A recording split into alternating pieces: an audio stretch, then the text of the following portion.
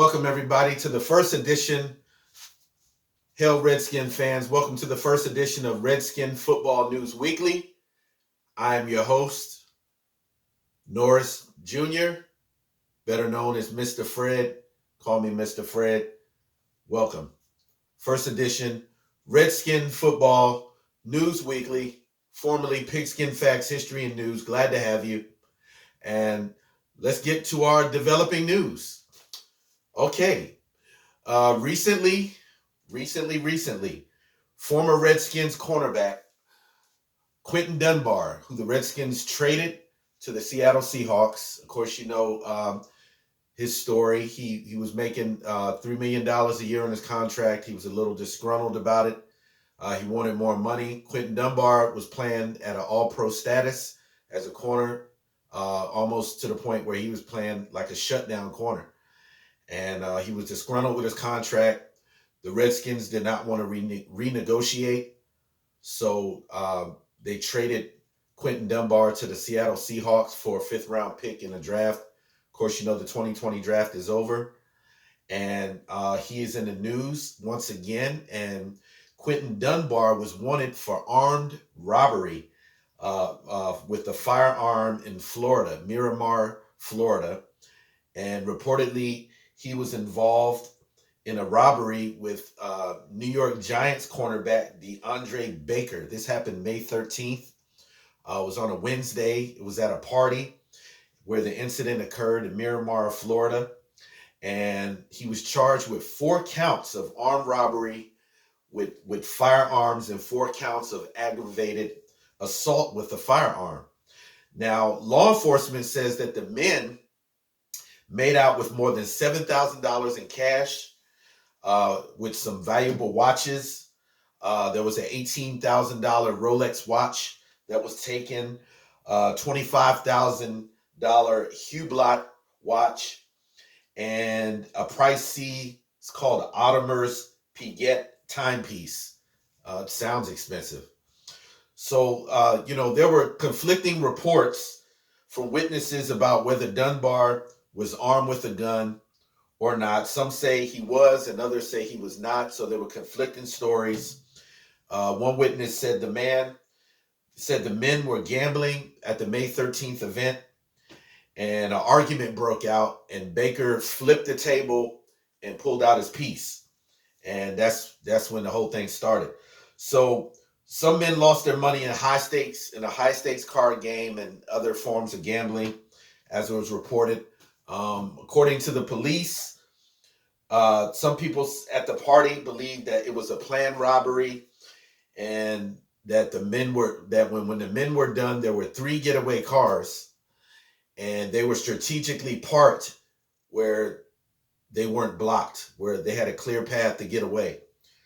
So just a lot of crazy stuff. And then there was another update. Quinton Dunbar's lawyer says that he had signed 5 affidavits from 5 witnesses that exonerate him, that said he was in no way involved. So he said, be presented the affidavits to the Broward County Attorney's Office, but prosecutors are requiring Dunbar to turn himself in to be jailed. Now, this was a couple days ago. Yesterday, Quinton Dunbar turned himself in to the Miramar, Florida Police Department. He turned himself in, and I think it was also reported that DeAndre Baker, the cornerback from the New York Giants, the other party that was involved in the incident, turned himself in. So we're gonna see, what comes of this. I mean, this is like really, really crazy. So, hey, once again, hail Redskins Nation, hail to the Redskins. Welcome to Redskins Football News Weekly, where Redskin football news is in-depth, in-step, and definitely kept. You doggone Skippy. All right. Let's see what else is in Redskin news. Redskins re-signed cornerback Aaron Colvin. So they're adding him to add depth to the secondary. The 28-year-old played his first season with the Redskins last year. He played in 6 games. He had 10 tackles, and he had 1 pass defense, and they brought him back. And Coach Ron Rivera has a strong reputation with cornerbacks. Of course, he had a strong reputation with Josh Norman before he came to the Redskins when he was in Carolina. James Bradbury, a cornerback on Carolina that Ron Rivera coached. So let's hope that his reputation will continue to be strong with corners, and that it'll play out with Aaron Colvin and the rest of the secondary, the rest of the corners, and we'll see how it goes. Okay. Amari Cooper. The Redskins tried to sign Amari Cooper during the free agency period. And those of you that don't know the story, Amari Cooper is the wide receiver on the Dallas Cowboys, number 19. And he kind of scorched us a couple times in the game last year, as you remember. But anyway, Coach Ron Rivera wanted him, and Amari Cooper refused. The Redskins had offered him more money because Amari Cooper ended up signing a 5-year contract, $100 million with the Dallas Cowboys. And the money that could have been made with the Redskins would have been more, but he chose to stay in Dallas for various reasons. I guess one reason is stability at quarterback. Another reason, he's already built up a rapport with his quarterback, Dak Prescott, in Dallas. Also, the money in Texas is tax-free. Hey, so he actually gets to keep more money being with Dallas than he would with the Redskins. So actually, that kind of makes sense.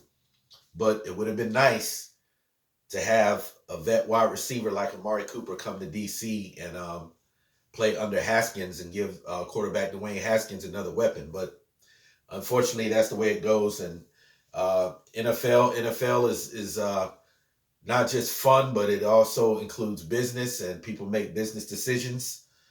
And the game is not like it used to be, where, well, let's just say things have changed. A lot of things have changed in the game. Okay. What else? Coach Urban Meyer, quarterback Dwayne Haskins, former coach from Ohio State University, recently was in the news. He defended quarterback Dwayne Haskins, and he went to bat for him. And he said his former collegiate quarterback, when he was drafted last year in the first round, 2019 NFL draft, that he was drafted into a mess of a situation in D.C. He expressed belief that Dwayne Haskins can be successful in the NFL.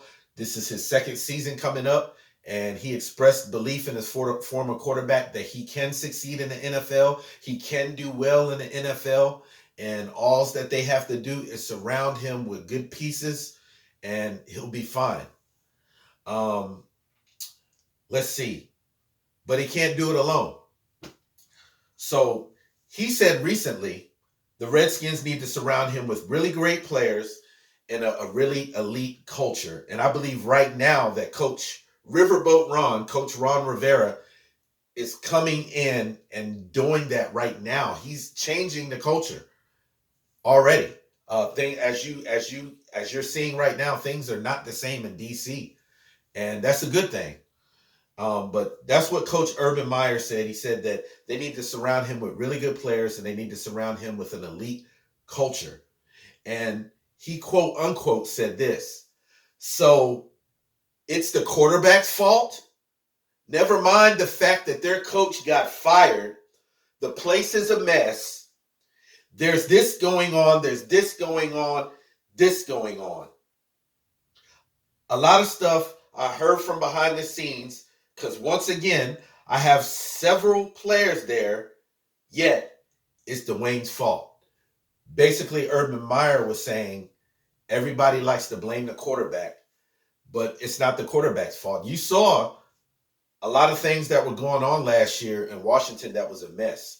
Bruce Allen was still there, the vice president, who just basically ran the culture into the ground and caused it to self-destruct by the dumb decisions he's made over the last 10 to 12 years. He was still there. Coach Jay Gruden was there until he was fired. I believe it was week 5. He was fired, and his nonchalant approach to coaching and lackadaisical type goings ons in practice wasn't helping the players, and it showed in their performance in the field. And also that Gruden really didn't like Dwayne Haskins. They really didn't. Him and the others that were formerly in the Redskins staff did not want to draft Dwayne Haskins. However, that was a decision that was overridden by the owner Daniel Snyder. And so they pretty much, Dwayne Haskins, the rookie, they threw him at the time, threw him in the fire. Um, he was not given the proper amount of reps in practice, and they just threw him in the fire, and he self-destructed. He didn't do very well. And it wasn't until interim coach Bill Callahan took over and they started giving Dwayne Haskins reps in practice, first team reps, and then he got onto the field. And yes, at times he did struggle, but as the season went along, he got better, he improved, and that was that for that.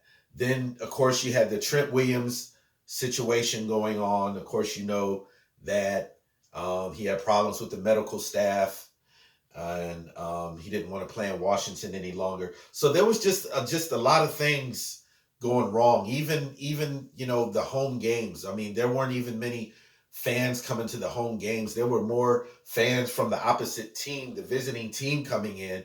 And I mean, it was just the culture was like already like destroyed. It was in ruins. And Dwayne Haskins was just drafted into a mess of a situation in Washington, D.C. And now, flip side everything, enter in Coach Ron Rivera, enter in the new Redskin regime, the new Redskin staff.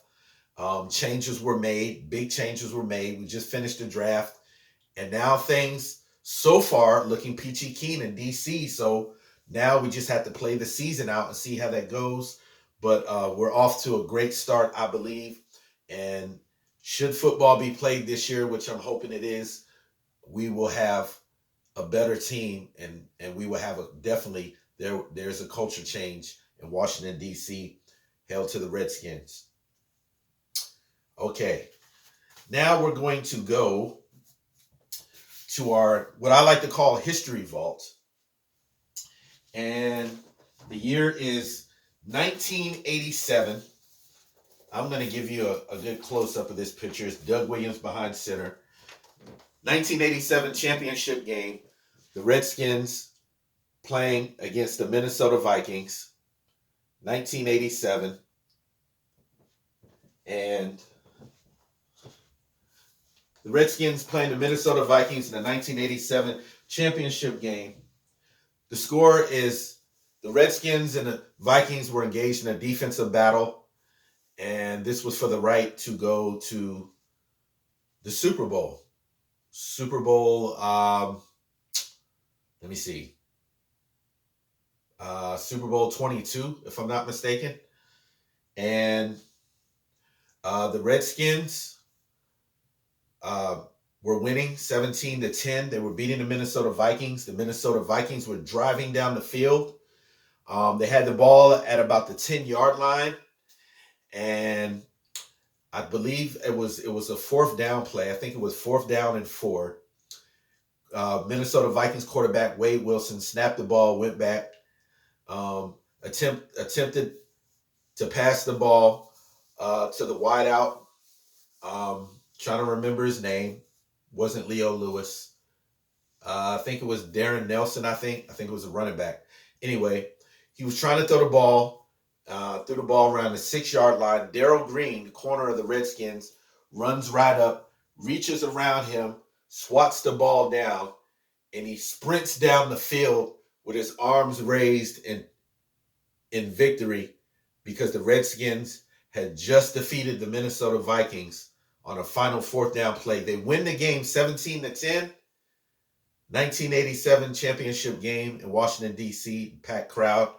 The Redskins go on to Super Bowl 22, and the Redskins go on to defeat the Denver Broncos in a whitewash 42-10 Super Bowl. And that was our history moment. The Redskins win the championship game 1987 against the Minnesota Vikings 17-10. And the last minute play by Darrell Green where he smacks the ball down, preventing it from going into the hands of the Minnesota Vikings receiver for a first down, changes possession back to the Redskins. Redskins win the game. Okay, let's see. 14, this is interesting. 14 Redskins who need to take a major step forward in the year 2020. I made a list of 14 Redskin players that need to take a major step forward in the year 2020. First player, quarterback, Dwayne Haskins. This year, he needs to prove himself to be the starting quarterback and also to establish himself as a franchise and a superstar. Enough said. Number 2, running back, Darius Geis. Darius Geis has spent most of his young NFL career injured. He played in a few games last year, and he showed flashes of greatness. And if this man could just stay healthy and play the length of the year, he will be a key element in the Redskins offense, and he will be a weapon surrounding Dwayne Haskins. Step it up, Darius. You can do it. Number 3, another Redskin who needs to take a major step forward in 2020, wide receiver Colvin Harmon. He started off slow last year, number 13, a wide receiver, but he began to build momentum and build a rapport with quarterback Dwayne Haskins during the latter part of the year. He started making catches. He caught about 32 passes, I think, somewhere around between 350 and 400 yards. He didn't score a touchdown, but hopefully he will step his game up even more in the year 2020. Another receiver that needs to take a major step forward in 2020, wide receiver Trey Quinn. I don't know. Trey Quinn really didn't stand out last year. I mean, he made like his receptions, but they weren't game-changing receptions. They were just short receptions. And this guy is supposed to be a hell of a route runner, but we haven't really seen flashes from what he can do from college. So we're hoping he can step it up. Number 5, left tackle Jaron Christian. Not developed enough to start in the NFL. He's been with the Redskins a couple years now. He needs to step his game up. Offensive lineman Wes Martin. I don't think he did too bad when he was in the lineup. He played very well, run blocking and protecting the pass. I thought he did well, but nonetheless, he's on this list. Number 7, right tackle Morgan Moses. This guy got a lot of penalties last year, and he's a lot better than what he showed last year. I don't know what happened, but his game kind of fell off a little bit. But he's a pretty good, in theory, he's a pretty good right tackle. But last year, he just didn't play very well. Number 8, tight end Logan Thomas, the free agent that's come in from Detroit. All I really know about Logan Thomas is that he scored a touchdown on us last year. And I know the man can catch. So I think this is like a one-year deal, prove-it type deal for him. So we're going to see what he's going to do and see if he can impact the game as a tight end and, potentially be another weapon for Dwayne Haskins if they insert him and play him. So we'll see what happens. Number 9, defensive lineman Daron Payne. I think Payne is an excellent defensive lineman. He had a sack here or there last year. He made his tackles, but I think he could be as being drafted as a first rounder in 2018. I think that he can step it up a little more, and I think that he's better than what he showed last year. But he is a key element on that defensive line next to Jonathan Allen, next to Matt Ioannidis, Tim Settle, and now Montez Sweat, and coming in, Chase Young. So it's going to be interesting to see how the arrival of Chase Young has an effect on these guys and how it makes them better. So we're going to see. Linebacker Josh Harvey Clemens, you see him a lot in preseason. He didn't really play a lot during the regular season. So we'll see what he can do. Linebacker Sean Dion Hamilton. I thought he played well last year. Um, wow. I think that Sean Dion Hamilton understands the defense. He's fast. He's smart. He has the instincts of a linebacker. And I think that he's going to be on the Redskins in that linebacker rotation on the Redskins for years to come. And I expect to see him to even having a better year this year. But he didn't play bad last year. He played well. Um, Number 12, cornerback Fabian Monroe. He played in the slot, and a lot of times he got burnt in the slot. You remember the Carolina game where one of our cornerbacks was removed, Josh Norman, and they put Fabian Monroe in, and he had 2 interceptions in that game. No, he had an interception, and I think um, it was the Detroit game. I think he had 2 interceptions. He played very well as a corner, so I think he needs to take a major step forward. This coming up will be his 3rd year. Safety Troy Apke, who played last year. You remember he was in the San Francisco 49er game. He had an interception. Troy Apke usually is not in the lineup. He usually plays in the second. He doesn't. He's not a starter in the secondary rotation on the Redskins. He's usually on special teams. So it's going to be interesting to see him step up. And number 14, cornerback Jimmy Moreland, a rookie last year that came in that impressed during the preseason. Struggled a little bit during the year, but for the most part played well. Was adjusting to the NFL. So we're going to see how he tries to step forward this year. 15 players who might be on the roster bubble, who might not be playing for the Redskins, might not, depending. We're gonna see. I made a list of 15, and I'm gonna go through them quickly. Wide receiver Trey Quinn. Number 2, wide receiver Cam Sims. He hardly plays. He might be in the bubble. Number 3, running back Bryce Love. He spent all of his rookie year injured with an ACL. Number 4, tight end Hell Hinges. He did okay last year, but he's not the ideal tight end that we are looking for, that we need in our offense. Quarterback Steven Montez, the undrafted free agent from Colorado. Left tackle Jaron Christian. Running back Josh Ferguson. Tight end Jeremy Sprinkle. He sprinkled a lot of drop passes last year. I don't know. I don't know if Jeremy's going to be back. Running back J.D. McKissick, free agent from the Lions. Wide receiver Jonathan Johnson. Don't know who he is, really. Wide receiver Darvin Kidsey. You remember him during preseason, but not during the regular season. Left guard Jeremy Vujnovic. Number 14, Jonathan Smith Williams. He was drafted this year in the 7th round, actually, in 2020. And defensive end Jordan Brailford. So these guys might be in a roster bubble. They might not make it.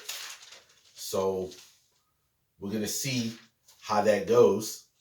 Other Redskin news, unfortunately, wide receiver that the Redskins got from the New York Giants, Cory Latimer, has been arrested in Colorado on counts of firing a firearms weapon.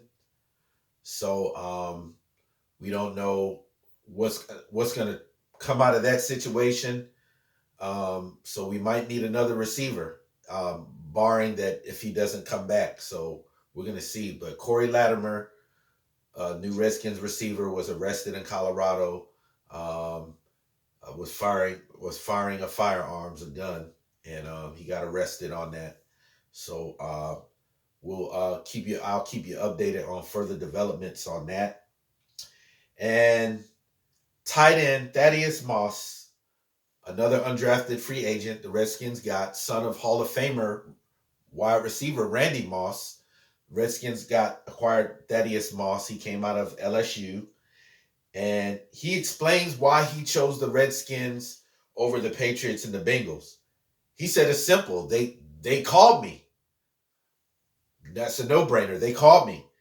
And the Patriots, I think they drafted a tight end either in the first or second round. So they bypassed them as well as the Bengals. And the Redskins got him. We got him. I think we got a diamond in the rough. We got a jewel in the offense. We got another weapon for quarterback Dwayne Haskins. So just looking forward to the season getting started. And I'm going to end this session. This is our first episode of Redskins Football News Weekly. My name is Fred. I am your host. Thank you very much. Hit the subscribe button if you have any comments, ideas, suggestions, or anything you want to say. Scroll down in the comment section, type it out. I'll get back to you. I'll respond to you. And give me a thumbs up on how you like the show. And we will see you next week. And I will be back with more in-depth, in-step, and always kept news on Redskins Football News Weekly. You doggone Skippy. Redskins, hail to the Redskins, hail nation. Love you guys, and I'll see you next week. Peace.